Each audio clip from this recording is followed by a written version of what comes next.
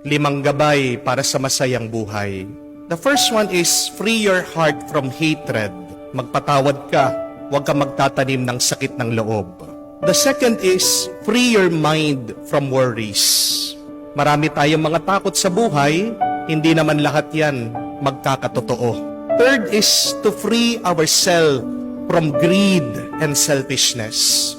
Matuto tayong makontento sa buhay, matuto tayong magbigay, dahil mas nakaka-bless ang taong mapagbigay.